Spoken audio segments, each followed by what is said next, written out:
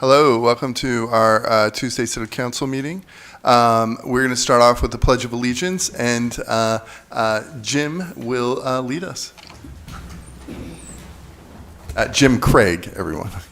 I pledge allegiance to the flag of the United States of America and to the republic for which it stands, one nation, under God, indivisible, with liberty and justice for all. Yes, thank you, Mr. Craig. Okay. We will now recognize outgoing city councilors. I will head to the front. Madam Clerk will be ready with the plaques, and we'll get some photos here.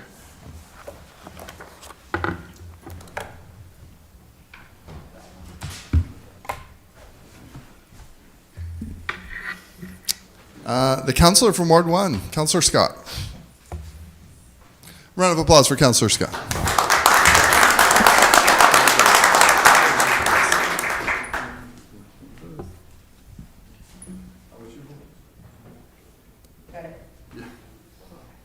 Ready? 3, 2, 1. One more. 3, 2. Thank you. The councilor from Ward 2, Councilor McCarthy. The councilor from Ward 2, Councilor McCarthy, for the folks at home. The mic was on. 3,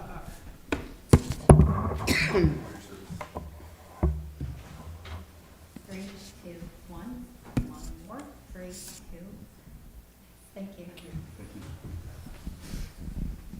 And the councilor from Ward 4, Councilor LaChapelle.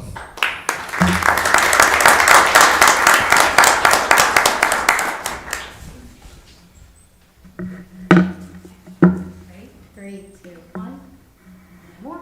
3, 2. Thank you. The councilor from Ward 5, Councilor Pease.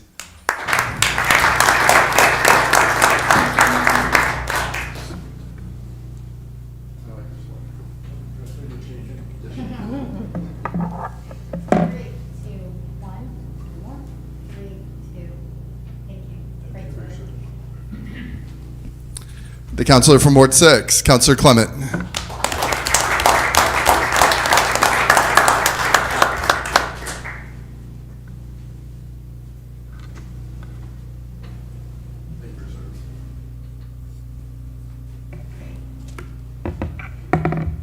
One more. 3, 2. Thank you. And the councilor from Ward 7, Councilor Jelinas.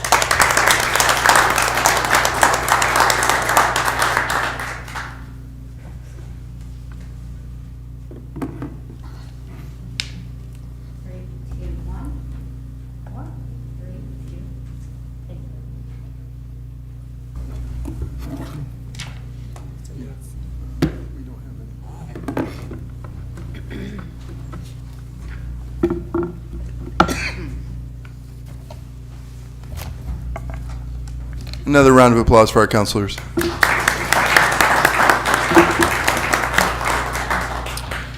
Madam Clerk, I believe we're ready to begin. Sure. All roll call votes for this meeting will begin with the councilor of Ward 3. And I understand we have the minutes from November 1 and December 5. Yes. May I have a motion to accept them? Councilor P, second by Councilor Clement. Madam Clerk, please call the vote. Councilor from Ward 3? Yes. Ward 4? Yes. Ward 5? Yes. Ward 6? Yes. Ward 7? Yes. Ward 1? Yes. Ward 2? Yes. Motion passed by a vote of 7 to 0. Thank you, Madam Clerk. We are now up to public comment. Any member of the public may make comments regarding issues pertaining to Lewiston City Government. This period is reserved for non-agenda items. Public comment is also allowed during individual agenda items. Public comment is limited to 3 minutes per person. Please state your name for the record, and please indicate if you're a Lewiston resident. Because this is the business meeting of the City Council, all questions should be directed to the mayor, who will ask staff to follow up at a future time. It is illegal for the City Council to allow comments related to personnel matters.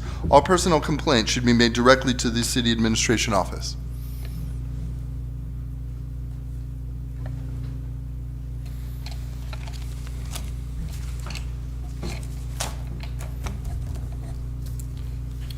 My name is Peg Hoffman. I live at 2 Clare Street in Lewiston. I'm a member of Trinity Episcopal Church. I'm afraid these comments will not be in line with the celebratory tone of how this meeting began. We are more distressed than ever about our neighbors who have no roof over their heads.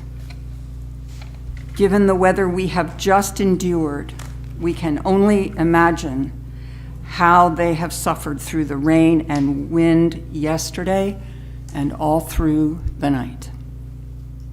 Their clothes are no doubt all soaked through, and their belongings, and it will all freeze tonight.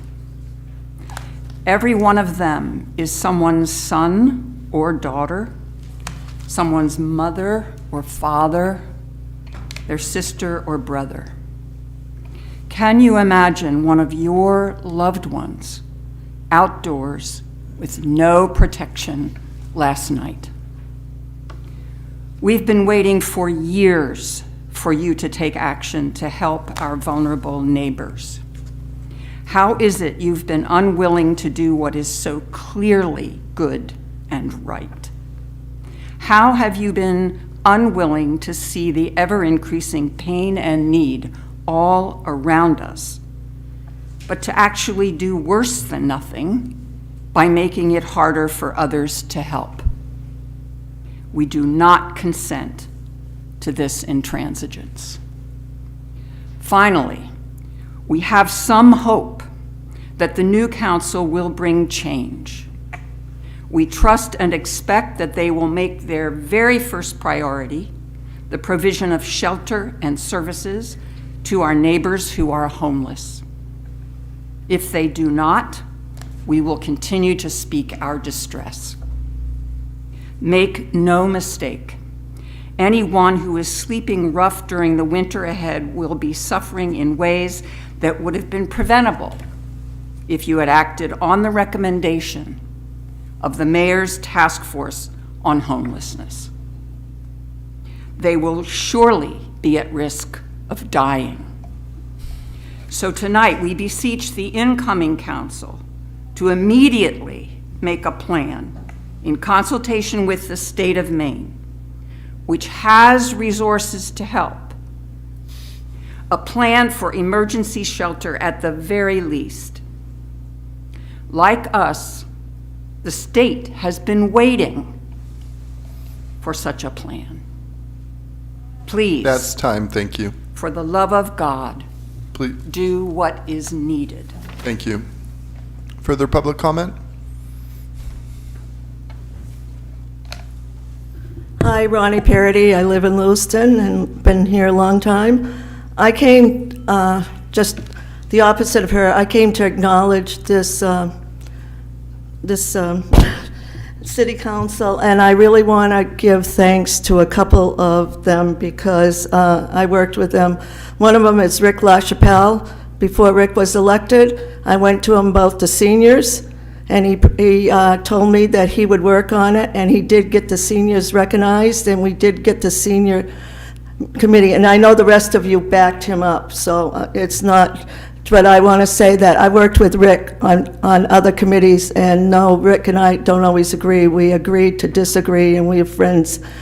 The other one is my own councilman, Councilor Clement. I have to thank him because every time I called him, he answered the phone. He was able to clean up some of my street on Lisbon and thing with code and everything, and I know that was impossible, and I want to thank you, Councilor, for always answering the phone for me and everything else. And what I'm going to ask in the future, and Mr. Mayor, I need you to help this city to get together. You ignored our places like Ward 6, Ward 7, Ward 4, Ward 2. I'm not saying the councilors did because they didn't, but you ignored, and all you talked about was downtown. Now, if you're going to publicize the city and you want us to get together, and we want to be a loose and strong, like my shirt, we need to be not a divided city. And I'm afraid that all you publicized was downtown and giving them things. And my roads are terrible, and other roads in other wards that I know of are terrible to think, and it's not the councilor's fault. You did not publicize our parts of the city, and I'm hoping that you continue as mayor, that you will do this and not always look at downtown. And please don't say, I don't like your quote in the paper where you said you had 5 councilors on your side and 2 against. That, again, is split in the city council. And I know that's for a fact that the council that's coming on is independent, okay? And I think you as a mayor, you need to read what a mayor does. It's a weak mayor in Lewiston. You were supposed to publicize, not tell the council your ideas and what you want. And we haven't heard anything from your committee about economic development or safety. And you did the economic development at the beginning of your thing. You have not reported that out. We have not heard anything. So what have you really done? And thank you. And let's start the year off with peace. Thank you. Further public comment?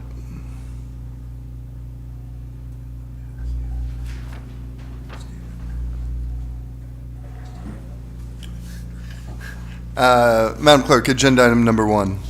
Excuse me, item number 1, public hearing on a renewal application for a special amusement permit for live entertainment for Fastbreaks Incorporated, 1465 Lisbon Street. Requested action to grant a special amusement permit for live entertainment for Fastbreaks Incorporated, 1465 Lisbon Street. So moved. For passage. We have Councilor McCarthy. Councilor McCarthy, seconded by Councilor Clement. Discussion among the council. Public comment? Back to the council. Madam Clerk, please call the vote. Council from Ward 3? Yes. Ward 4? Yes. Ward 5? Yes. Ward 6? Yes. Ward 7? Yes. Ward 1? Yes. Ward 2? Yes. Motion passed by a vote of 7-0. Agenda item number 2. Item number 2, public hearing and final passage for an amendment to the Business Licensing Ordinance to update the definition of automobile graveyard junkyard.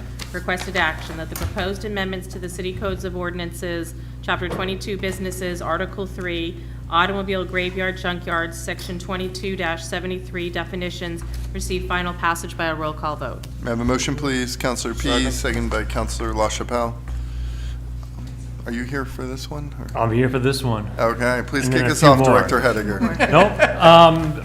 The second reading on all these zoning and land use items here tonight. I will go into detail if desired, but again, this first item here is really housekeeping, again, making changes to make sure our ordinance is consistent with state statutes, simply referencing state statute. Questions or comments from the council? Public comment? Back to the council. Madam Clerk, please call the vote. Council from Ward 3? Yes. Ward 4? Yes. Ward 5? Yes. Ward 6? Yes. Ward 7? Yes. Ward 1? Yes. Ward 2? Yes. Motion passed by a vote of 7-0. Item number 3. Item number 3, public hearing and final passage for an amendment to the zoning and land use code, Article 2 definitions, to add a definition for affordable housing and to update the definition for automobile graveyards. Requested action that the proposed amendments to Appendix A of the Code of Ordinances, Zoning and Land Use Code, Article 2 definitions receive final passage by a roll call vote. So moved. Councilor P, seconded by Councilor McCarthy. Director Hediger. As a reminder, a lot of these changes tonight are related to LD 2003, where we have to make changes to our zoning and land use code to provide more housing opportunities. The automobile graveyard, again, is just basically a housekeeping update. This section here has the definition of what affordable housing is. That ties into future performance standards that you folks will be acting on this night. Questions or comments from the council? Public comment? Back to the council. Madam Clerk, please call the vote. Council from Ward 3? Yes. Ward 4? Yes. Ward 5? Yes. Ward 6? Yes. Ward 7? Yes. Ward 1? Yes. Ward 2? Yes. Motion passed by a vote of 7-0. Item number 4. Item number 4, public hearing and first passage for an amendment to the zoning and land use code, Article 3, official map to add a growth area overlay district. Requested action that the proposed amendment to Appendix A of the Code of Ordinances, Zoning and Land Use Code, Article 3, official map receive final passage by a roll call vote. So moved. Councilor McCarthy. Second. Seconded by Councilor Herman. Director Hediger. So as a reminder, some of these provisions for LD 2003 apply to specific growth areas. We had to define what a growth area was. We looked at the comprehensive plan. We determined what that growth area was from the comprehensive plan.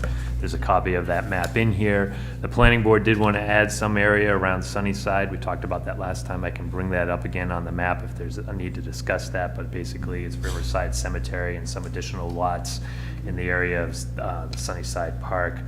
Otherwise, this area will allow additional growth over what some of the more suburban rural areas would currently allow for. Thank you, Director Hediger. Questions or comments from the council? Public comment. Back to the council. Madam Clerk, please call the vote. Counselor from Ward 3? Yes. Ward 4? Yes. Ward 5? Yes. Ward 6? Yes. Ward 7? Yes. Ward 1? Yes. Ward 2? Yes. Motion passed by a vote of 7-0. Item number 5. Item number 5, public hearing and final passage for an amendment to the zoning and land use code, Article 4, establishment of districts to add the growth area overlay district. Requested action that the proposed amendment to Appendix A of the Code of Ordinances Zoning and Land Use Code, Article 4, establishment of districts, receive final passage by a roll call vote. May I have a motion? Councilor Pease, second by Councilor LaChapelle. Director Hediger. This one's just a simple reference to establish that growth overlay district, just a code reference. Questions or comments from the council? Councilor Pease. Thank you, Mr. Mayor. I just want to emphasize how much we appreciate all your work and your team has done on all these changes. It's not an easy task. It's a task demanding. You did an excellent job, and I want to make sure that everybody knows how much you've worked and how much your whole team has. Thank you. Well, thank you, Councilor. And you're right, it was a team effort, so certainly it wasn't me alone. We got a lot of good people upstairs helping out, so thank you. Public comment. Back to the council. Madam Clerk, please call the vote. Counselor from Ward 3? Yes. Ward 4? Yes. Ward 5? Yes. Ward 6? Yes. Ward 7? Yes. Ward 1? Yes. Ward 2? Yes. Motion passed by a vote of 7-0. Thank you, Madam Clerk. Agenda item number 6. Item number 6, public hearing and final passage for an amendment to the zoning and land use code, Article 11, district regulations regarding changes to the riverfront district, providing greater housing opportunities and prioritizing commercial development in commercial corridors. Requested action that the proposed amendment to Appendix A of the Code of Ordinances, Zoning and Land Use Code, Article 11, district regulations, receive final passage by a roll call vote. So moved. Councilor McCarthy, second by Councilor Pease. Director Hediger. So you'll remember that part of this section here established performance standards for development that occurs on the first floor of certain corridors in the downtown area. A certain percentage of it has to be residential, a certain portion of it has to be mixed use. We also make some references to definitions in here again. We move some overlay district language around so it just consolidates and makes it a little easier to interpret that giant matrix code that we have there. We talked about the riverfront last time. This is where we change the density in the riverfront, so we allow greater density to occur in the riverfront. And we also increased the height. Councilor Clement had a question about the height. There is a memo in there from the fire chief. Fire chief doesn't have any concerns with increasing the height to 75 feet. Councilor LaChapelle had some questions about limiting the impervious area to 85 or 80% in the riverfront. And I mentioned that we have amenity space provisions. That was something that this council adopted, that multifamily developments are supposed to create a certain amount of open space with their developments. It's 50 square feet. It's not a lot. It can include plazas. It can include balconies, rooftop gardens, things like that. And the question was, does that really make sense if I have Samard Payne Park across the street and I got 10 acres of open space right there?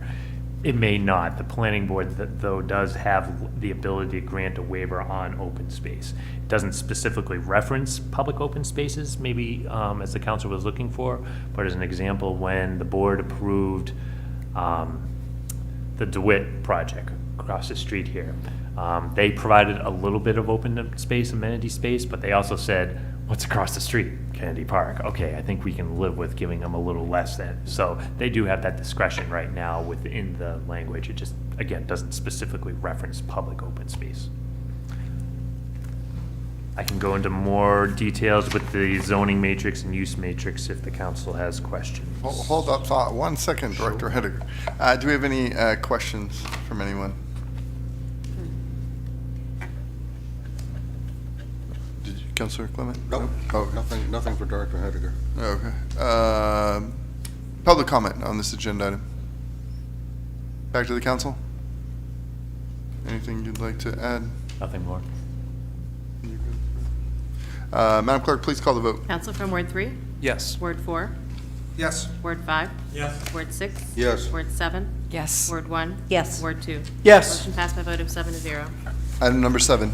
Item number 7, public hearing and final passage for an amendment to the Zoning and Land Use Code, Article 12, Performance Standards, to update zoning districts for sign and environmental standards, as well as adding affordable housing density to increase housing opportunities.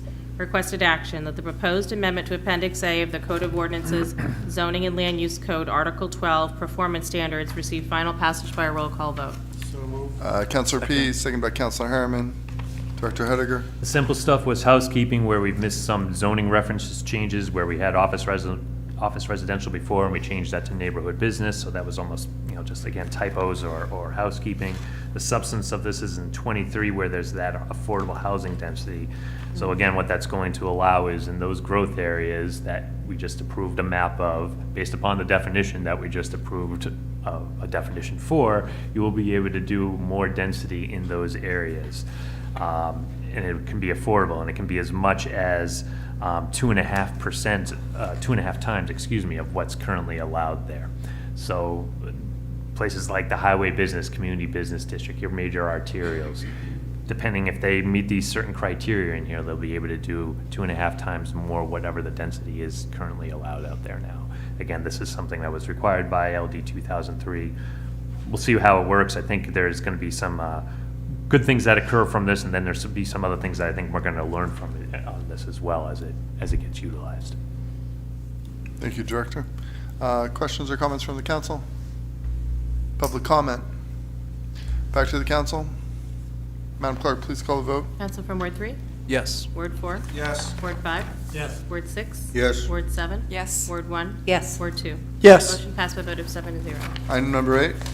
Item number 8, public hearing and final passage for an amendment to the Zoning and Land Use Code, Article 13, Development Review, to update language from prior zoning district changes. Requested action that the proposed amendment to Appendix A of the Code of Ordinances, Zoning and Land Use Code, Article 13, Development Review, receive final passage by a roll call vote. So moved. Councilor Jelinek, second by Councilor Pease. Director Hediger. Again, simple one, where we're replacing old zoning district references with new zoning references. Thank you. Questions, comments from the council? Public comment. Back to the council. Madam Clerk, please call the vote. Counsel from Ward 3? Yes. Ward 4? Yes. Ward 5? Yes. Ward 6? Yes. Ward 7? Yes. Ward 1? Yes. Ward 2? Yes. Motion passed by a vote of 7 to 0. Thank you very much. If I can, Mr. Mayor, for what it's worth, I do appreciate, and staff upstairs has appreciated working with you guys. I know not everybody's always gotten along, but you guys have been good to work with from a planning and code enforcement perspective. We did a lot of zoning amendments. You guys knocked some buildings down and saved some buildings and whatnot, and we just appreciate the support that you guys gave us throughout the whole process. So, thanks. Please give our best to everyone.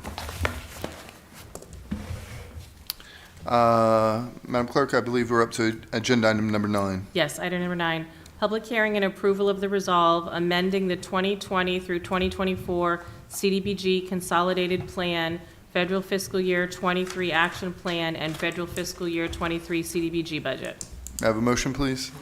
Councilor P, second by Councilor LaChapelle. If you two could please introduce yourselves and then kick us off. Good evening, Mr. Mayor, councilors. Misty Parker, Assistant Director of Economic and Community Development, and I'm with Mary Ann Beck, Taylor Community Project and Program Manager. So I'm actually going to let Mary Ann speak to you about this specific item. It is a little bit complex relating to our community development block grant funds. So we're going to walk you through what the request is, what has brought us here with this request, and what we hope to achieve with these actions. Yes, so as part of receiving CDBG funding from HUD, we have to do a 5-year consolidated plan. This was created in 2020, and it runs through the end of the next fiscal year, so we are in year 4 of 5. As part of that planning, the city had decided that they would cap funding to no more than 5% of our annual CDBG allocation to be used outside of a target area. The target area of choice were census tracts 201 through 204.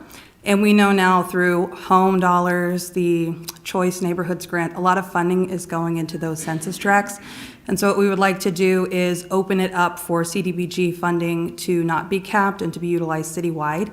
This is particularly important for our rehab housing program, as there are seniors in 206 that are seeing emergency repairs that need to happen, and they would otherwise qualify for CDBG funding, but because we chose to cap it, unfortunately, we're unable to help them at this time. And so the hope is that we would open it and broaden that target area to be citywide.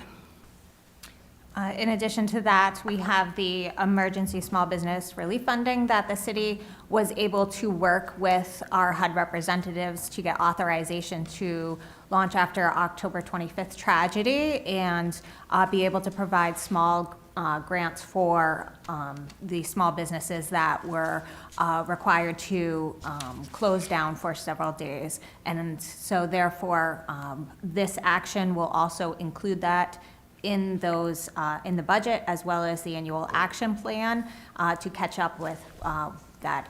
We're also requesting an additional $100,000 from contingency to add to the $200,000 that was already allocated to do that, because we have found that the need is significant. To date, we have had 35 applicant inquiries and applications in the processing period. There's been over $187,000 in requests for funding, and we haven't done significant outreach yet.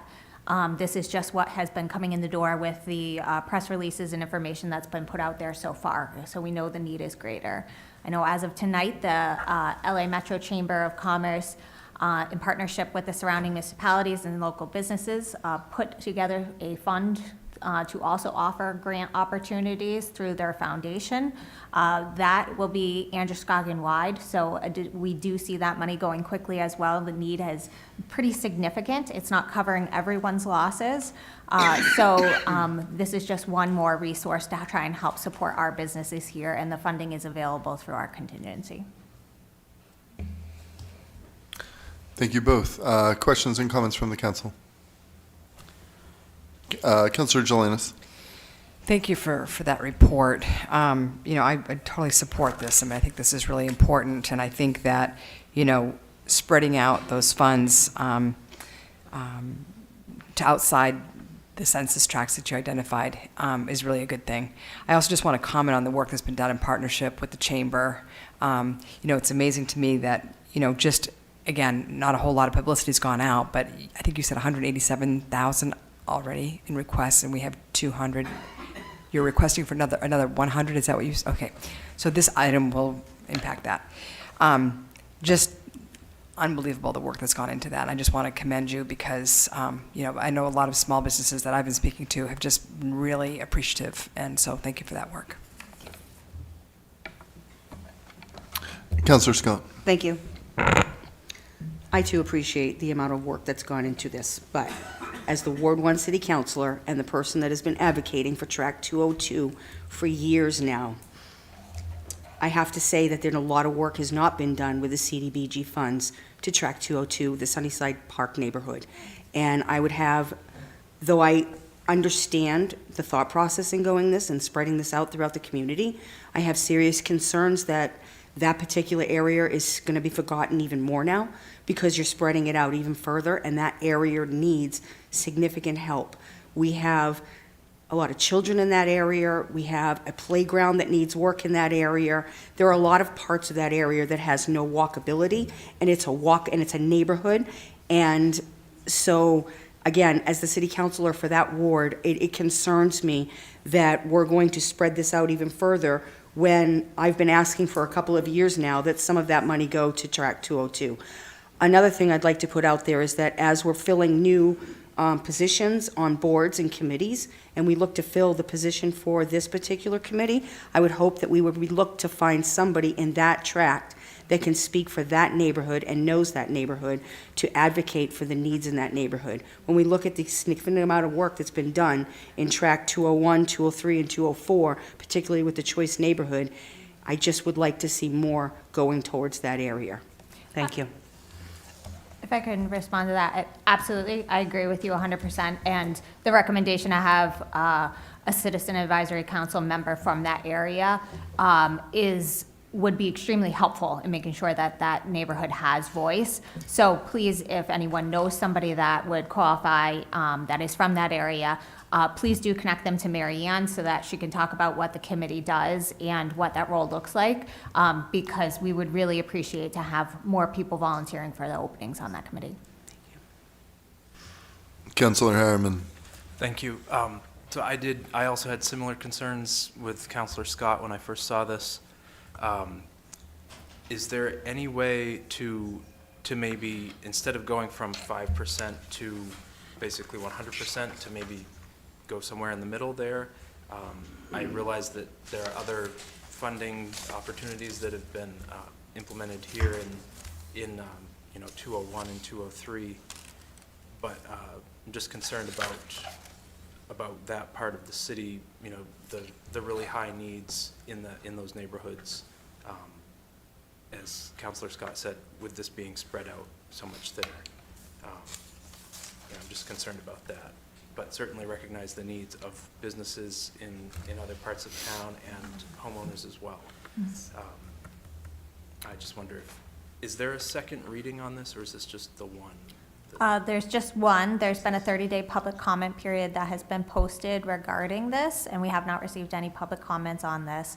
I will say that with the CDBG funds, we do have to ensure that it is meeting a low to moderate income benefit. Mm-hmm. And so while there's other areas of the city that may not have low to moderate income residents in that area, we wouldn't be able to fund projects in that area. They still need to qualify. It needs to be an area benefit or a benefit to the individual homeowner. Thank you. Councilor LaChapelle. Thank you, and thank you for bringing this forward. I think it's about time that we open it up to the entire city. We've gotten a lot of money that's been focused in the downtown, which needs it, but in Ward 4, if we go out on South Temple Street and we go into some of these places, there's some blight and there's some poverty that's there that they need help also. And in Sunny Park, and I think it's time we start looking at the whole city and let the project stand on its own merits. If the highest demand is in Sunny Park, then let's put the money at Sunny Park. If the higher demand is in Ward 4 or Ward 7 or Ward 6, everybody should have a shot at it. And I think it's time that we just open it up and just let the project determine, the needs determine where the funds go. So thank you for looking at it and addressing the issue. Thank you. Councilor McCarthy. Thank you, Mr. Mayor. Yes, I also want to thank you for all the hard work you're doing on this. I agree with what you're proposing because I think that the money should be spent directed by the largest need, not where the person lives. So if someone's living in Ward 2 and they really need the help and their need is greater than someone that lives downtown, then they should be able to get that money. So as long as we're focusing on, the needs of the projects that are being proposed and are allocating money according to that, then I'm all for this. Thank you. We're heading to public comment for this agenda item. Matt Roy, Ward 3. Taking this compared to the last block, the LD 2003 related things, aren't we worried about being in a state of hypocrisy, taking these funds and applying them throughout the whole city when we had the growth area overlay district and confining that only to the urban areas and not suburbia and the whole city? And I say this because if we're gonna address homelessness and housing in general, we shouldn't be confining it to just certain tracts of land. Thank you.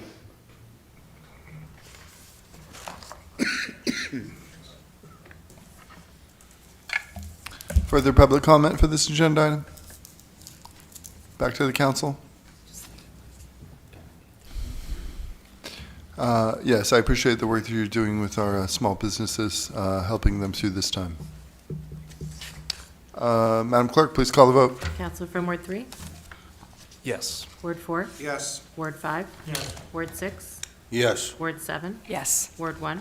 Yes. Ward 2? Yes. Motion passed by a vote of 7-0. Thank you both. Thank you. Agenda item number 10. Item number 10, approval of the First Amendment to the Interlocal Cooperation Agreement for the Lake Auburn Watershed Protection, the basic agreement, subject to the Auburn Water District Trustees' approval of the same. Requested action to approve the First Amendment to the Interlocal Cooperation Agreement for the Lake Auburn Watershed Protection, the basic agreement, subject to the Auburn Water District Trustees' approval of the same. May I have a motion, please? Councilor LaChapelle, second by Councilor Pease. Discussion. Is there anything you'd like to say, Administrator Hunter? Just as a reminder, as written, this adopts the new boundary lines for the watershed and forces the question for Auburn Water trustees to at least acknowledge it and adopt a similar resolution. Thank you. Questions or comments from the council? Public comment on this agenda item. Again, Matt Roy, Ward 3. Given the actions of the Auburn City Council last night, isn't this a moot point at this point? I was going to say, and I say this because the Auburn City Council illegally, without even suspending the rules, brought a motion to their city administrator to bring new, the draft possible amendments regarding the Lake Auburn watershed protection area, which granted our motion here, it says subject to the trustees, and given that the new mayor has reshuffled the trustees for the sewer district and the water district, as far as I can tell at this point, which is probably not much since this just happened last night, this is going to be an ongoing issue for most of next year, probably, with both new councils. Thank you. Further public comment? Back to the council. Councilor LaChapelle. Thank you, Mr. Mayor. And just to remind the council, as I was the vice chair of the Lake Auburn Water Protection Commission, this is a good move. We've been briefed on it. This does not hinder our abilities to continue working with Auburn and the surrounding towns. This is just one step forward, and it's up to now the Auburn Water District. I think this is a positive move for Lewiston, and in this era of negativity, we're using science, we're using common sense, we're using committees that have worked together with Auburn and Lewiston and Buckfield and Turner. So I think this is a positive move, and I definitely encourage everybody to vote yes on this part of it. Thank you. Further comments? Councilor Clement.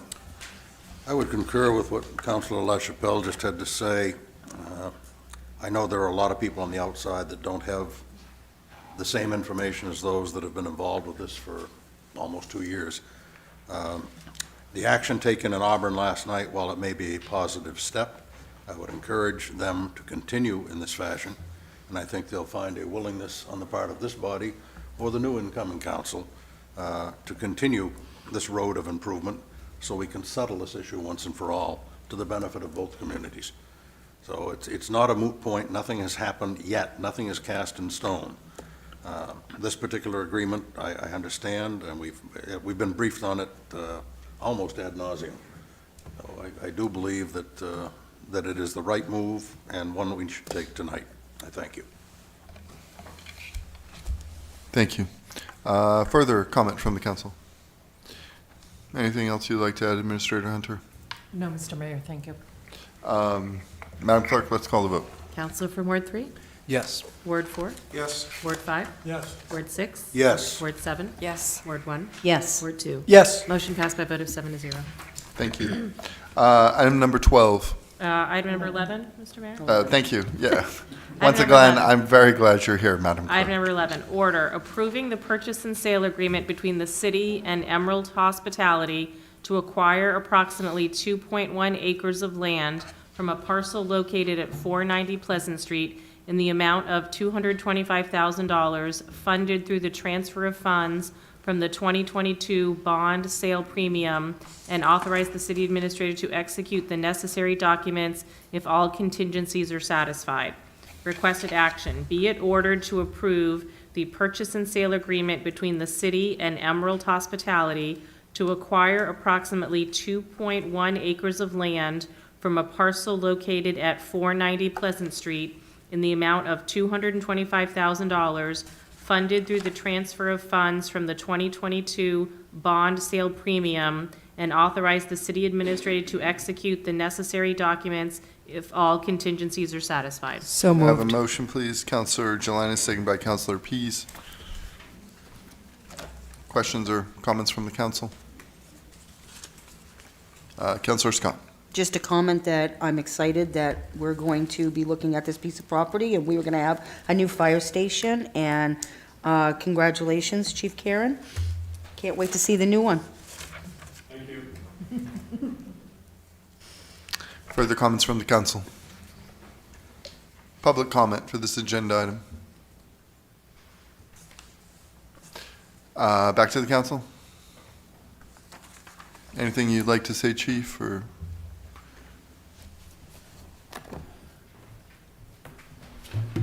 No, I don't have any comments. Included in the package was some background information, how this is a preferred site. We had a consultant study that recommended this location, and we were fortunate enough that it became available. Questions or comments from the council? Madam Clerk, please. Sorry, Counselor Pease. So they feel that this is going to be a good central location, a little quicker access? It will be. Our current station is in a great spot, but part of that 2009 study was revealed that, our response times to South Lewiston are larger than they should be, and we needed to close that gap. They recommended that we move the current station to that location, actually that exact location, and then they also recommended building another station further out in South Lewiston. So we're taking a step in that direction. Very good, thank you.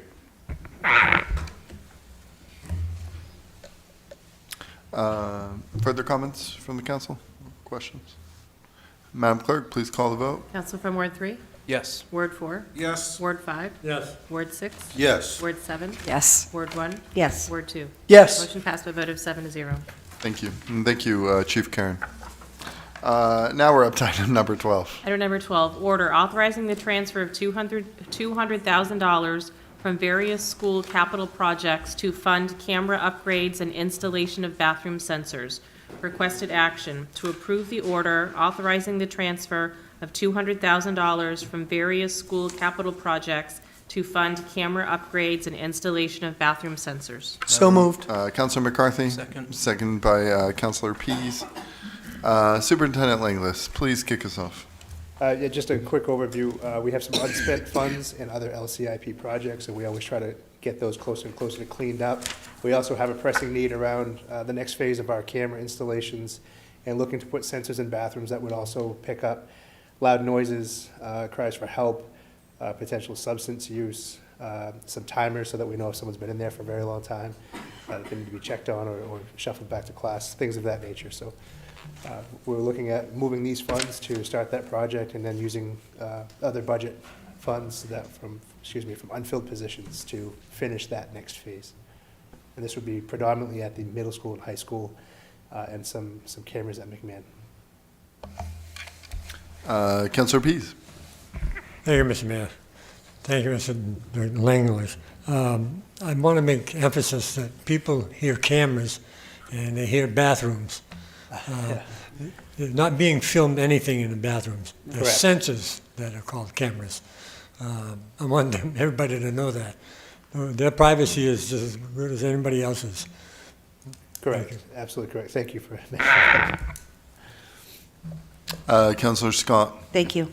I just wanted to let everybody know that the school committee had a unanimous decision in supporting this transfer. There has been a lot of conversations around those sensors in our bathrooms, not only from the school committee, but we've had students that came to us and suggested that we put these sensors in the bathrooms to stop some of the vaping going on and other things that are happening. So I'm very excited that this work is going to start. It's much needed in our schools.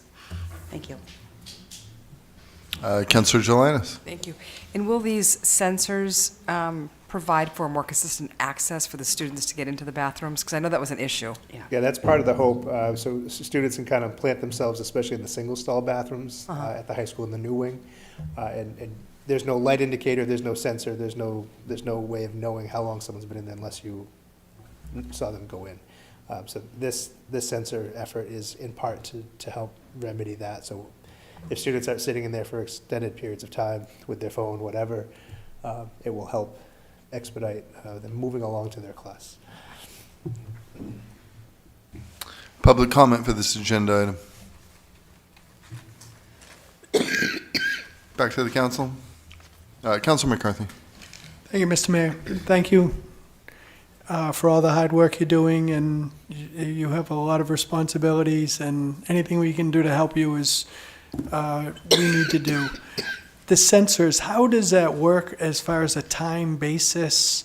Is there an alarm going to go off or a light flashing, or how is I'm just curious how that works. That's a good question. So we're looking at two different systems, and I'm not sure where we'll land. It'll depend on, and it could be some of both depending on the setup.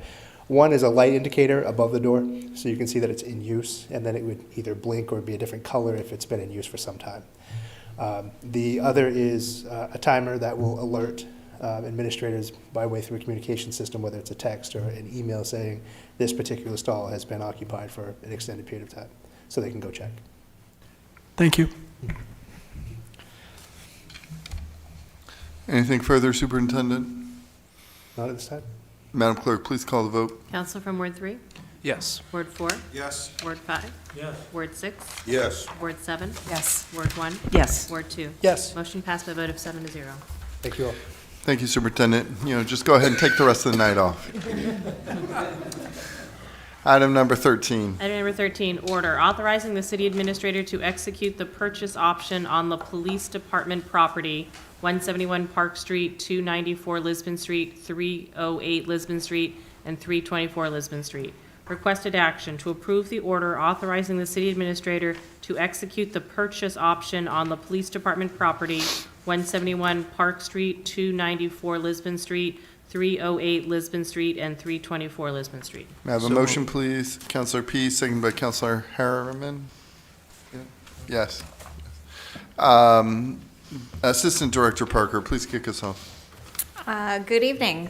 So I'm here before you tonight regarding the disposition of the police department property. It's located at 171 Park Street is what it's known for. It also includes parcel at 294 Lisbon Street, 308 Lisbon Street, 324 Lisbon Street.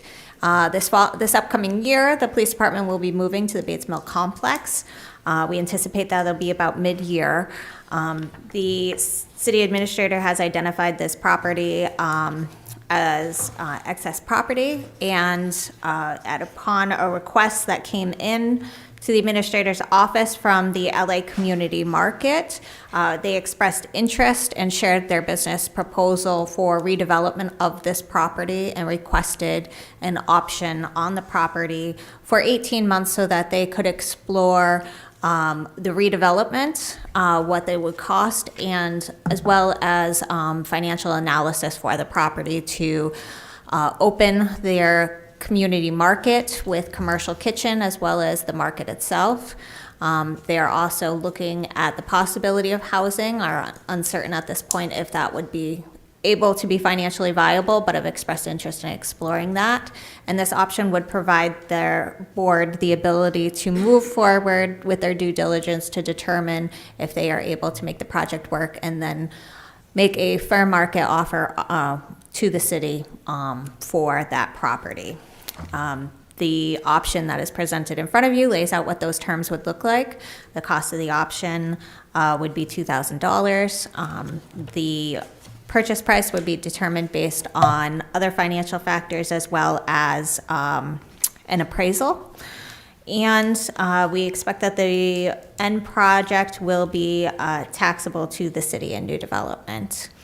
This item went to the Planning Board and Finance Committee last Monday, December 12th. Both board and committee provided a positive recommendation for the disposition of this property. So the action before you is to authorize the city administrator to execute the option with LA Community Market for a period of 18 months for this property. I do have 2 board members from the LA Community Market as well as a couple of their business advisors here with them tonight. So if there's any questions that you may have that I am not able to, I'm sure that they would be happy to answer those questions. Thank you. Could you please identify those members at this time? Yes. Can you guys raise? Nice.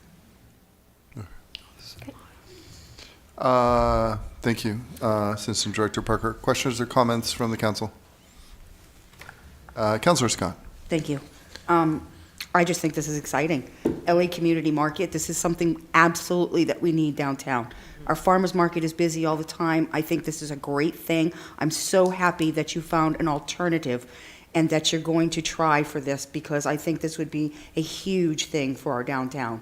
And so I look forward to hearing from this, and I will definitely be voting yes. Thank you. I agree. This is going to be a great spot. Councilor Jelinas. I just wanted to comment. I was really impressed with the thoughtfulness and the deliberateness of this. I mean, just the way that you're approaching this and trying it out, it just really made good sense. So thank you for that. Public comment for this agenda item.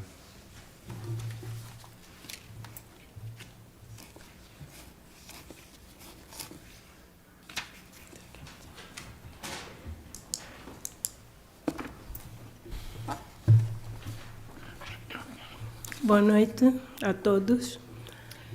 Good evening, everybody. Eu chamo Palmira Africano de Carvalho. I am Palmira Africano de Carvalho. Sou angolana. I am Angolan. Resido em Maine e nesta cidade de Lewiston há aproximadamente 4 anos. I've been living in Maine, in the city of Lewiston, for almost 4 years. Eu aderi a este projeto porque achei muito interessante por ser um projeto de inclusão social e de integração. I have joined this project because I find it very interesting for being an integrative project, a social and cultural integrative project. É um projeto que temos estado a lutar para conseguir um terreno para concretizarmos o nosso projeto e fazermos o nosso mercado comunitário. We've been fighting to look for a place, to find a place to get the project off the ground for our community market. O nosso projeto visa fundamentalmente trocar experiências culturais. Our project aimed especially for this cultural interchange. Assim sendo, eu penso que o projeto é de veras interessante. For that, I think the project is very interesting. É um projeto que vai criar empregos. It's a project that's gonna create work. Vai dar formação. Training. E vai dar a oportunidade, de facto, de nos conhecermos melhor. An opportunity for us to get to know each other better. Então, eu acho que o projeto é viável, é interessante. Nós temos apoio financeiro de fundações, de corporações que estão interessadas no nosso projeto. it's a viable project, is an interesting project. We have organizations and we have fundings of partners that are interested and supportive of the project. E nós esperamos, de facto, que conseguir este terreno aqui, onde é atualmente a polícia, para nós conseguirmos concretizar o nosso sonho. And we hope to be able to acquire the parcel where the police department is now, for us to be able to make our dreams come true. Eu queria primeiro falar do projeto, mas também quero dizer que as coisas que eu mais gosto na minha vida é estudar e ensinar. E penso que neste projeto eu vou ter esta oportunidade, vou aprender muito e já aprendi muito até agora, enriqueci os meus valores democráticos, porque na nossa organização tudo é decidido democraticamente. First, I talked about the project. Now I want to talk about the things that I like the most in life, which is learning and teaching. E neste projeto... Yes, just espera só um minuto. I have learned a lot already through the project. Learned about a lot about democracy, because every decision that we make in this project has been done democratically. I think os 3 minutos já passaram. Tudo que eu gostaria de dizer quanto ao nosso projeto, mas também só quero dizer que eu sou a vice-presidente deste projeto, da nossa cooperativa. And to finish, I am the vice president of the project. Obrigado.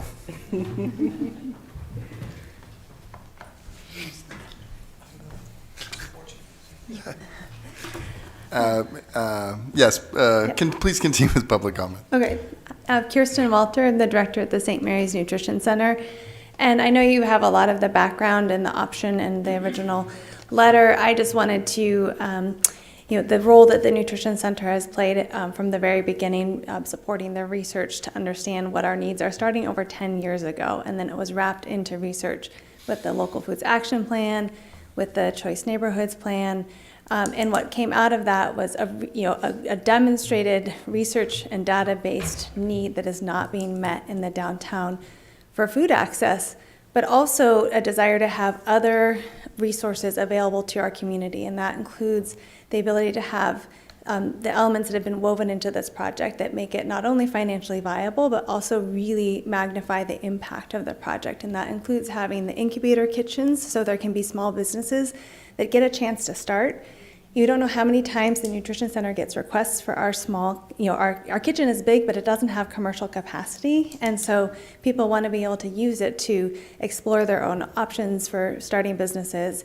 So many of our new arrivals want to start businesses and food-related businesses, but don't have the startup capital. So this gives a chance to prove a product, get it on the shelves, and then be able to expand. It will also hold a larger community and commercial kitchen space for community events.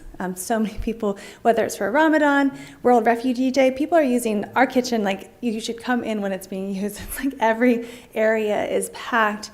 And so looking for opportunities for renting that space for weddings, for birthday parties, and for cultural events that is being asked for by many members of our community across all different cultures. And obviously the retail market will be serving a need directly for access in downtown. But what Palmyra spoke to, for me, one of the most powerful things about this project is who's behind it. It is downtown residents, community members, farmers that are making this happen. The Nutrition Center and the Cooperative Development Institute are behind it as advisors and bringing technical assistance and supporting the fundraising for their project, but it is already established as a cooperative business in Maine. It will be a business run by community members to build their own wealth and opportunity, which is exactly what we're looking for in the downtown. And Palmyra said we have a lot of support. We've already secured nearly $5 million of support for this project by funders who look very closely at performance and business plans and have said, this has legs. And so we just need a space so that we can really move forward. And I'm excited to see it happen in a place that really is the only available place in downtown that meets the needs. So thank you for the consideration.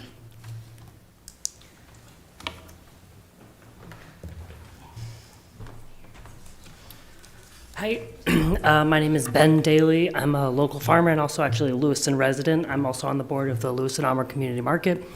And just wanted to sort of reiterate that we're very excited for the opportunity to explore this parcel, and hopefully we in the process of looking at it, figuring out what we can do, we come to consensus around an opportunity that works well for both us and for the city.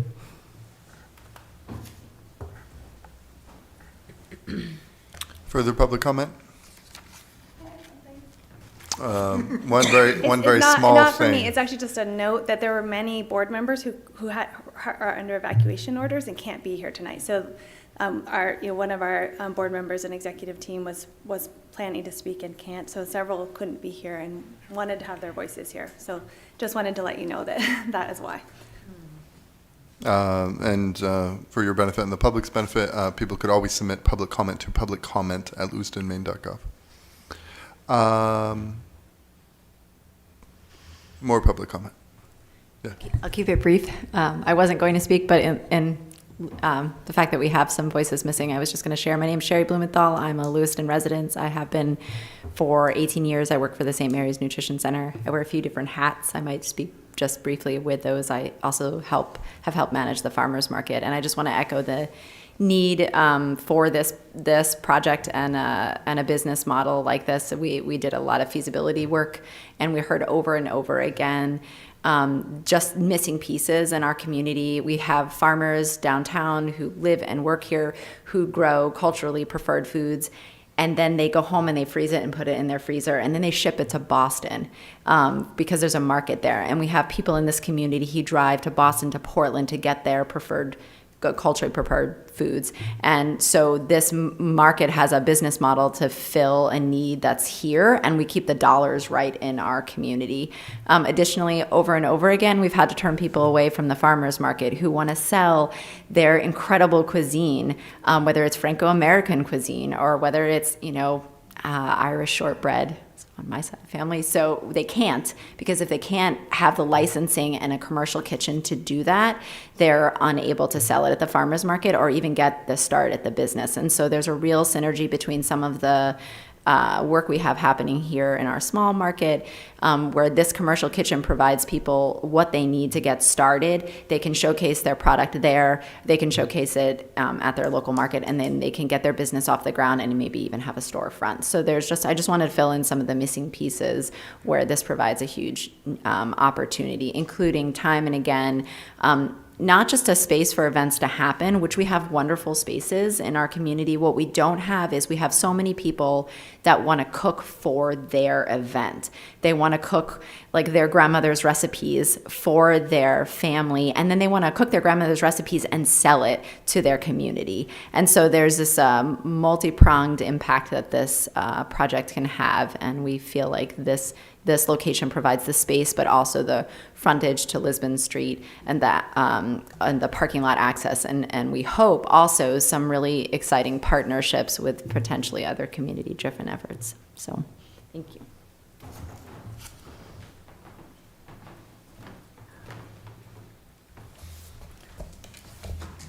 Matthew Egring from Ward 4. I think this is a great plan, but I do have a question. Was there any other interest in this property?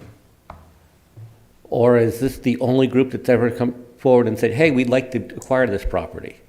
Because it's a prime location downtown. It'd be interesting to see what else could go there.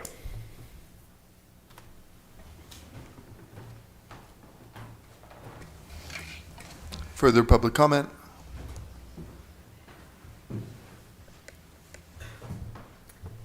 Good evening, Christine Holden, 183 Summer Street, which is Ward 1. Thank you, Councilor Scott. some years back, I think it's a little bit more than 10, I was involved with a group called Grow LA. And we spent a lot of time doing market in a very informal way. I'm sure you did it much better. And the overriding thing that people wanted downtown was a local store. There are some stores, but the idea of a store that would provide opportunities for cooking and development of I won't say projects, food that could be sold was absolutely wonderfully pushed for. And we weren't able to carry it forward because there wasn't a good space. You can be grateful that we weren't successful in getting Trader Joe's yet. But at least we have a wonderful alternative in this project, and I think all the things that were mentioned about involvement of newer members of the community are very important for that. It will help those of us who don't necessarily have an opportunity to have that food or those products be taught by the people who are growing them and providing them for us. And I think it's a wonderful example, if not exactly swords into plowshares, it's at least police service into food service. Thank you. Matt Roy, Ward 3. Actually, to Christine's point, we kind of have to thank COVID for this.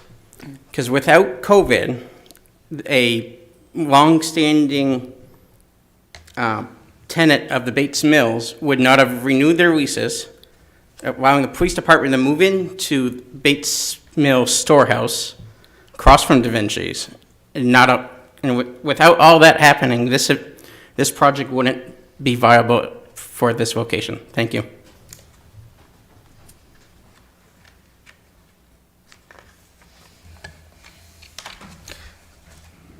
Further public comment? Public comment is now closed. Back to the council. Councilor McCarthy. Thank you, Mr. Mayor. I will be honest and say that a few years ago, when I first heard about this project, I couldn't understand the need for it.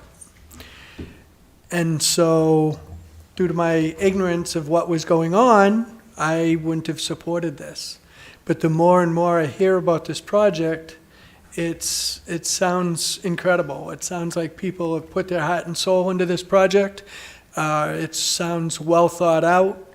It sounds like it's going to provide a lot of opportunities for a lot of people, and I think it'll be a good addition to the downtown. So I commend everybody involved in the planning process, and I hope that everything goes well and that it's up and running soon. Thank you. Councilor Pease. Thank you, Mr. Mayor. Yes, I also am very happy to see this happening in a great location.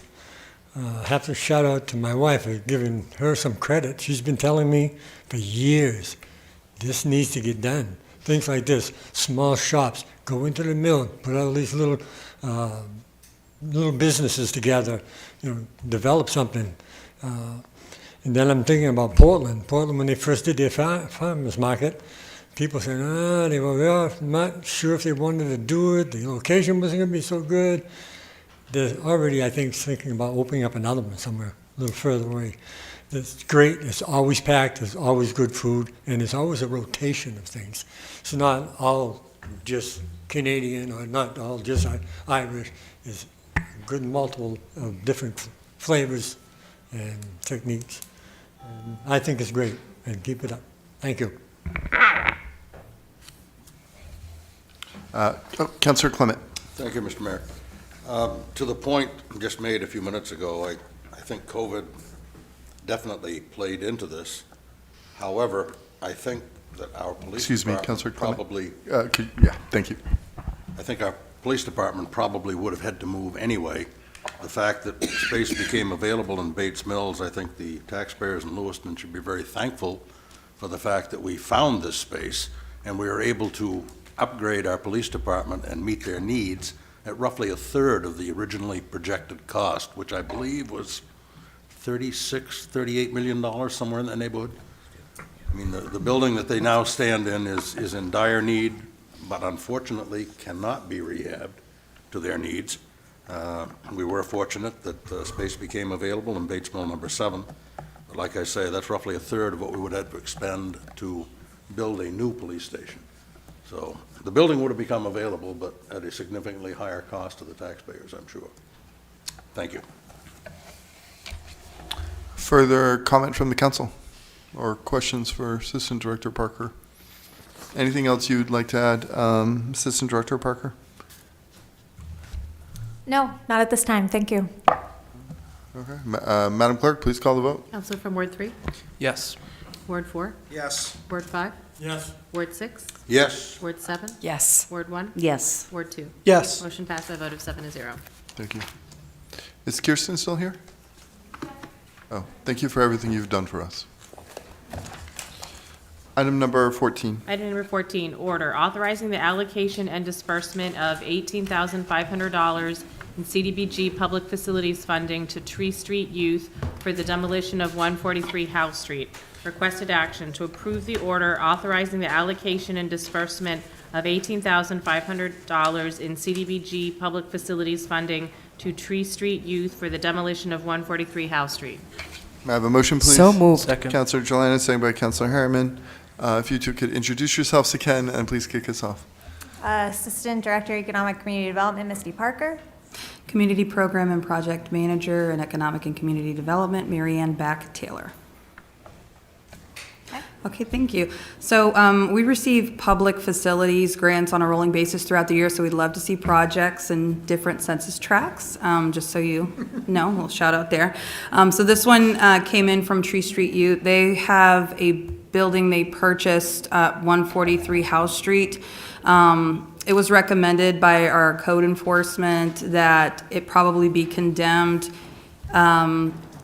It's a fire hazard. Additionally, lots of incidents have been reported as people are seeking shelter from the cold. There's been vandalism and an alleged sexual assault that occurred in the building in October. Code enforcement has informed Tree Street Youth how to board up the building, and it has been boarded up. And so basically the use of this property would be converted into a green space for youth to play. It's right across the street from their facility, so it's perfect for green space for youth. I think they said about 120 youth it would serve, and this meets our low, moderate income requirements for CDBG. We've already done an environmental review on the property. We've had code enforcement out there, and everyone is in support of this moving forward. The demolition will cost $18,500. It's shovel-ready, and they would infill it, and it could be done within 30 to 90 days. Thank you. Questions or comments from the council? Councilor Jelinas. So I'm intimately familiar with that. You know, my business was once located at 144 House Street, where Tree Street is now, and that building across the street, even back then, you know. Can you hold on for 1 second? Excuse me, there's somebody talking in the back room. If you could just move it to the hall, that'd be great. Or shutting the door would be great too. Thank you. Councilor Jelinas, thank you. So, yeah, I think it's a great idea, and I love the fact that that space across the street will be available for the, you know, for the students that are there hanging out at Tree Street. So I 100% support this. Councilor Scott. Thank you.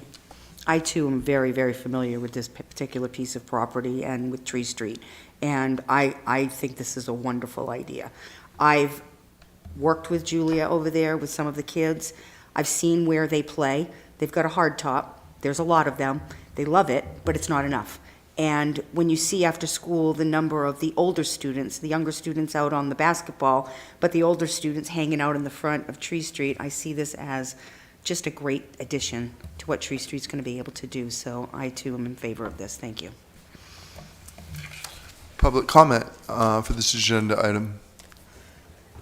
Back to the council. Councilor Harriman. Thank you.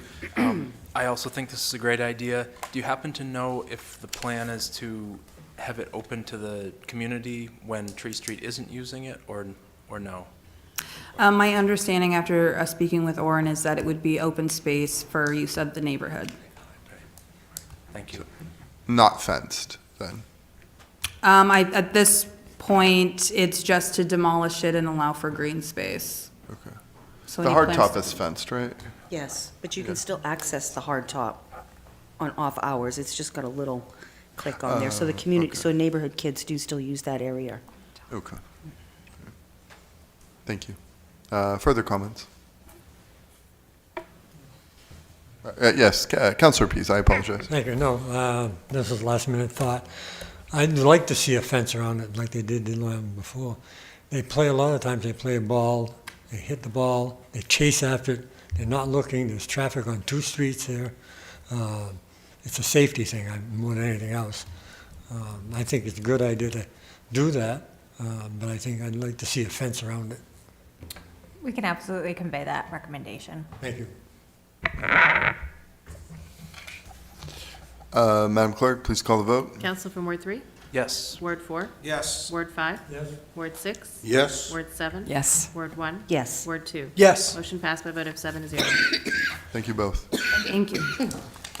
Item number 15. Item number 15, order authorizing the execution of municipal quitclaim deeds for real estate located at 135 Bartlett Street, 111 East Avenue, 183 Webster Street, 9 Baralt Street, 103 Parent Lane, 1194 Sabata Street, 6 Wicklow Place, and 437 Pond Road. Requested action to approve the order authorizing the execution of municipal quitclaim deeds for real estate located at 135 Bartlett Street, 111 East Avenue, 183 Webster Street, 9 Baralt Street, 103 Parent Lane, 1194 Sabata Street, 6 Wicklow Place, and 437 Pond Road. May I have a motion, please? Councilor Second. Pease, second by Councilor Harriman. Discussion? Public comment? Back to the council. Madam Clerk, please call the vote. Council from Ward 3? Yes. Ward 4? Yes. Ward 5? Yes. Ward 6? Yes. Ward 7? Yes. Ward 1? Yes. Ward 2? Yes. Motion passed by a vote of 7-0. We're now, thank you, Madam Clerk. We are now up to reports and updates from councilors. Councilor Scott. Thank you. We did not have a school committee meeting last night. It was canceled because of the weather.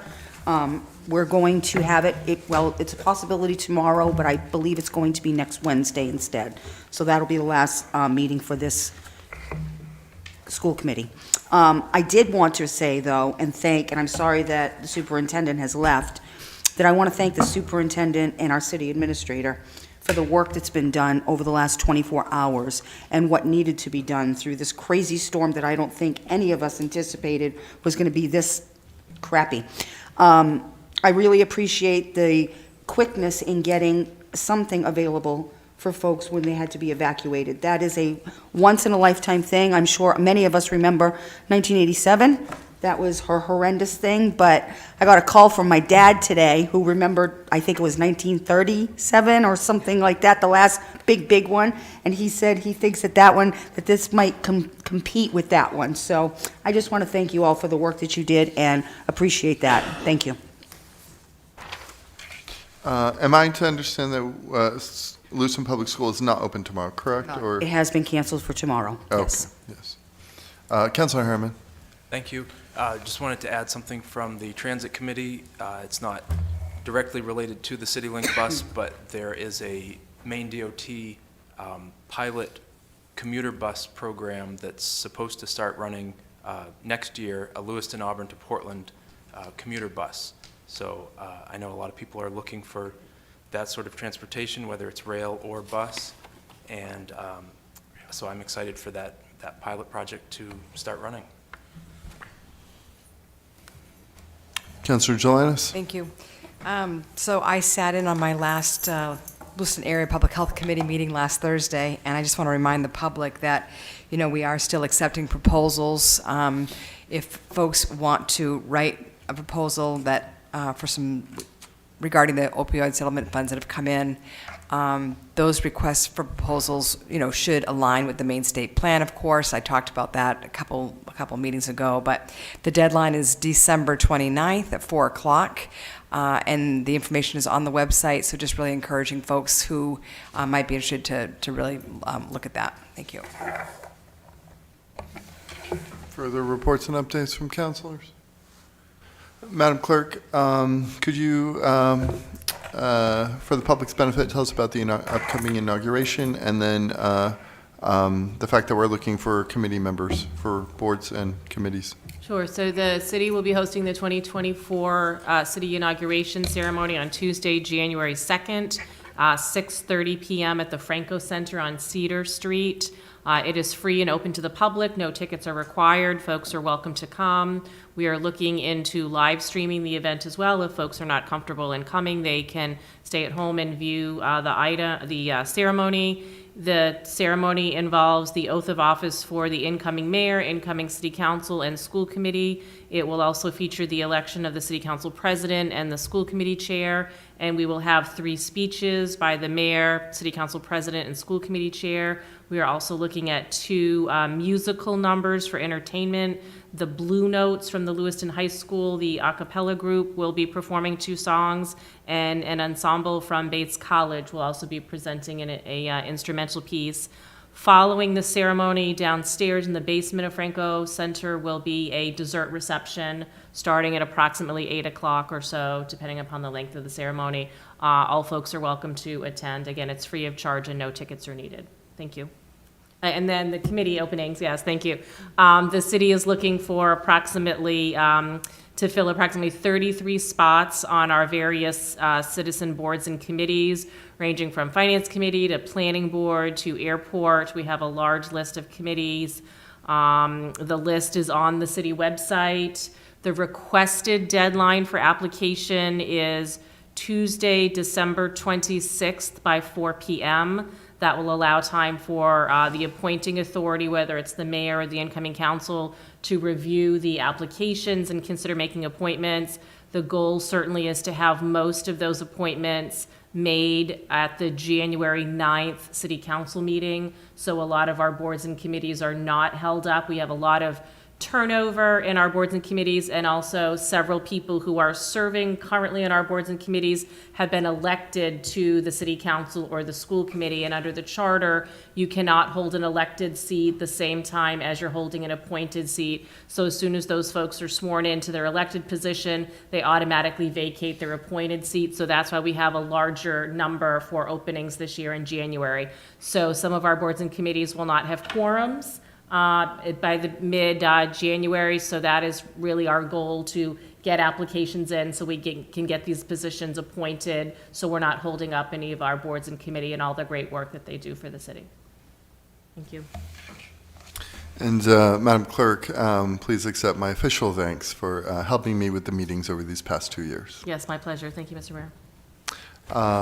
Any other reports and updates? I have. Sorry, Administrator Hunter. You're on reports and updates, right? Okay. Still, correct, yes. Okay, I just want to make sure I didn't miss it. There's good. two pieces of information I'd like to talk about. First, Deputy Director Misty Parker mentioned it during her presentation, but on the Chamber's website, part of the Small Business Relief Grant information is being out. I would encourage all small businesses to go and review the criteria. There is a Phase 1 grant that they will award $1,000 to 150 small businesses. Then there's a Phase 2. All the information is on the website. Please, please, please, not only spread the word, but support our small businesses as well as the small businesses taking advantage of these funding opportunities. Along with that, they are launching a local LA flavor contest. So you get to go out if you are partaking in one of our community businesses and restaurants, taking a picture of that and submitting that into that contest, and encourage and just support our local businesses that need us right now. Councilor Scott mentioned the weather. So it's been an interesting day. So we are looking at flood points reaching, not at the 100-year mark, thank goodness, but definitely we were trying to pinpoint this with the National Weather Service, probably about a 70-year mark on flooding. So we were seeing about 4 feet in the spans of about 4 hours. We have flooding that is anticipated on Switzerland Road. We have it at the River Valley units out there, as well as all along Lincoln Street. The city of Auburn is also experiencing some flooding as well, particularly in their downtown area, back behind Center Street. They're making those decisions. It is not anticipated to crest until after midnight through to mid-morning or daybreak tomorrow morning. It will start receding mid-morning and most definitely start receding by noon tomorrow. So that's where you have your evacuation from 5 o'clock till noon tomorrow. We are hoping that it does not result in a lot of damage. What we wanted is people out of those areas before dark. So people had, everybody, both our public safety, Red Cross, the first responders, and our citizens could get out of that area during daylight so they can see, and everybody would take a safe approach to that. Initially, we had scheduled, Red Cross is running the shelter at the Ramada. We had to wait till the power was back on. So we had kind of that fill-in spot at Connor School. That was before the school superintendent canceled school for tomorrow. So those individuals have now been transported to the Ramada. Again, it's the Red Cross running that, so we are using the conference room space for those individuals to at least get them through tonight and into tomorrow morning, and tomorrow's a new day, so we'll hope for the best on that. Thank you very much. We're now up to new business. Councilor McCarthy. Thank you, Mr. Mayor. First, I want to thank everyone who has interacted with me over the last 2 years. I will miss the positive aspects of being a city councilor, my fellow councilors, city staff, and all of my constituents. I will not miss the slimy politics, the personal attacks, and wearing a tie. My fellow conservative councilors and I have been accused of being responsible for all of the controversy over the last 2 years. With that said, the reality is that all of the accomplishments for the last 2 years were directly the result of the hard work of this majority. None of it would have happened without us. All of the good that has been drowned out by all of the subterfuge from the minority and their backers. I want to take a few minutes to recap our accomplishments. I'm never good with this. When we took office, the morale of the police force in Lewiston was not good.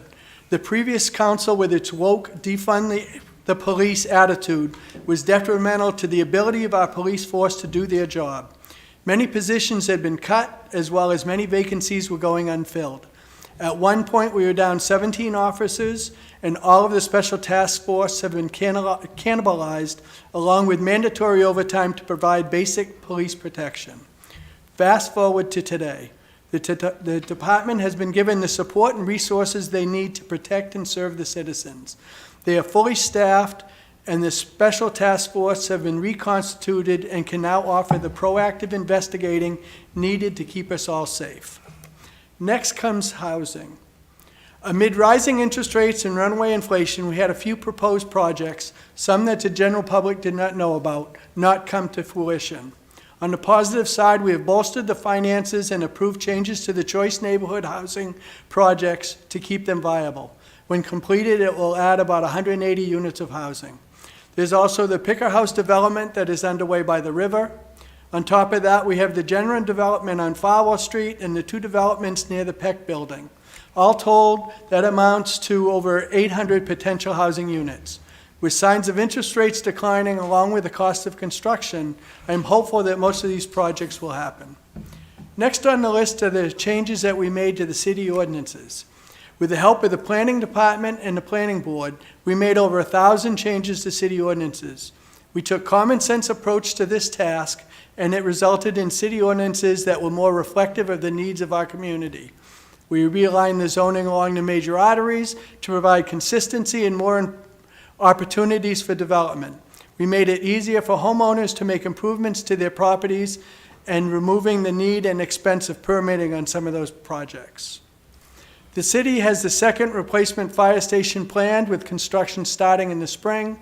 The location for the third replacement station has been found and will be next on the list in the future. The McGraw Field is finished and open, along with the sliding hill. There's new pickleball courts under construction on North Temple Street. The first phase of the renovation of the Armory will be completed soon, and Phase 2 will be started early next year. The Boys and Girls Club have a new space at the Armory, and we added staff and programs to the Recreation Department. The gates of all the parking garages have been replaced, bringing back much-needed revenue, and private security was added to oversee the parking garage to improve safety for those that utilize them. There were a lot of improvements to the River Island area. The new outdoor workout area was built off Lincoln Street. There's a new boat ramp there was a new boat ramp, along with the boat dock to provide improved access to the recreation on the Androscoggin River. The red building, the old canal workshop, is being restored.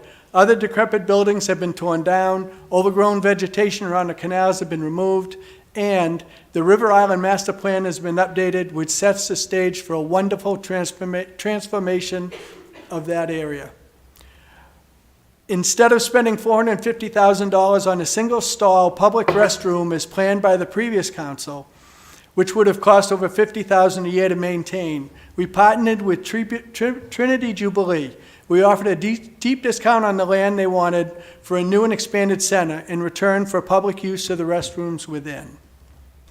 Many pedestrian crosswalks have been improved, and the city will be moving forward with improving street lighting around major intersections, all to improve safety for walking around town.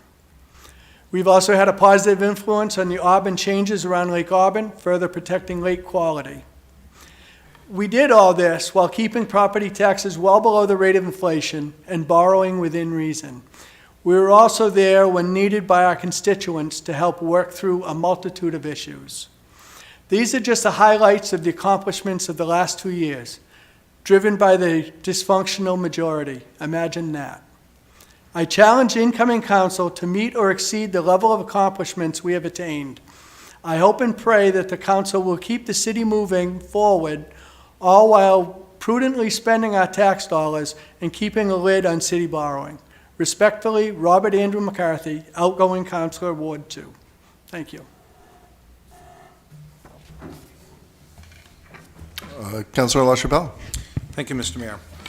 Well, I didn't write up something as articulate as you did, but just in passing, I just wanted to thank the citizens of Lewiston and the residents of Ward 4 for allowing me to serve them as a councilor. I think the citizens need to know a few things on what kind of staff that we have here in Lewiston. I've had the pleasure of working with different municipalities throughout the state and in business. And it's a top-down leadership that is amazing. Heather Hunter has been fantastic. I don't know if, coming from me, if that's anything that's worthwhile, but she has shown true leadership in the team that she has built and how she's navigated these difficult waters over the last couple of years. Let's face it, folks, it can't be easy being an administrator of this council and this city of Lewiston. She's done a marvelous job in times of trouble. Just a couple months ago, her and her team, Brian O'Malley, Angela, our city clerk is nationally recognized. Just thank you. It's been an honor and a pleasure to work with you folks and to watch your leadership, and I can truly appreciate the leadership. One of my great regrets is that we have not been able to address the mental illness situation in our city. Somebody like a Jason Lavoie that we all remember sitting here and talking, and that's just a true regret that we haven't addressed stuff like that. Jason was just a child of God, and it's just terrible how he left this world. So again, I just wanted to thank everybody and point out that next week is Christmas, the birth of our Savior. So I just want to wish everybody a Merry Christmas, and thank you for your time. Councilor Clement. Thank you, Mr. Mayor. I had not prepared anything, so this will be strictly off the cuff. But I would like to thank the residents and my constituents in Ward 6 for the honor of serving them for the last 4 years. I've had great interaction with many of them. I have followed their wishes in every instance. Some people think that a lot of this is my own doing, not the case. If somebody wanted to contact me and give me their view on something, I took that to heart and did my best to represent them. I too wish the incoming council the best. I know pretty well what they're going to be looking at, and it's not going to be pretty. I wish them Godspeed. I concur with Councilor McCarthy. I hope they can do it in the same good stewardship of the tax dollars as I think we've done over the last 4 years. I think Councilor Jelinas will agree with me. She's served alongside of me for the last 2 terms, and it has not been easy at times. We do have a great city administration. I think the administrator and the deputy administrator have skill sets that just, like gears, they mesh well, and they seem to work quite well. We have some very good department heads. I think that was recently demonstrated, unfortunately, with the incident in October, but our first responders, we owe nothing to anybody else. I mean, we have some of the best police and fire forces in the state of Maine, and this comes from somebody who has managed both. I mean, I've worked with both the department heads over my term. They are professionals. I think we are doing the right thing by constructing some fire stations that are sorely needed. We're looking at some that are well over 50 years in age, and they tell you, oh, this will be good for the next 20 years. Well, that's not the case. It's usually good for the next 120 years until you just burst at the seams and are forced to do something. But the fact that we have a new police station on the horizon, the JDW fire station, and tonight we cemented in the District 3 or Station 3 for replacement for Lisbon Street, I'm very proud of those accomplishments. And I want to thank all of the department heads and all the city staff for the assistance. I've called various times, this, that, and the other thing, and never had a problem. Never had anybody say, we can't do that. Right up until a couple days ago, there was an instance in my ward where somebody was, because they had lost a sump pump, they put a pump in their basement and they were jettisoning water out right onto the roadway. And of course it was freezing and there was an intersection there. I called Public Works and that matter was taken care of within a matter of an hour.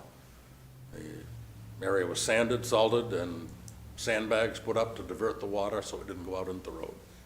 I mean, they can't very well let the gentleman's basement flood, but this is the can-do spirit that Lewiston has. I hope they continue. I know that it's going to be tough, but it hasn't been easy for us at times either. And I do wish everybody the best. I would say that those who got elected to their various positions, take a look at the number of votes that you got, the percentage of the electorate that put you in place, and don't let your position go to your head. Thank you very much. Further new business from the council. Not to change the subject, but Administrator Hunter, I've had several conversations about parking, downtown parking. So I would like to have a conversation about that in the near future. I don't know if that's a workshop where we could kind of discuss some ideas, but if we could, I realize workshop schedules get filled up pretty quick, but if we can, insert a few minutes for downtown parking, that would be great.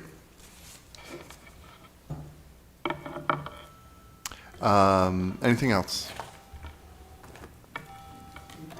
Thank you all. Madam Clerk, I believe we're ready to motion to adjourn. Yes. So moved. We have Councilor Clement, second by Councilor Pease. Madam Clerk, please call the vote. Councilor from Ward 3? Yes. Ward 4? No. Ward 5?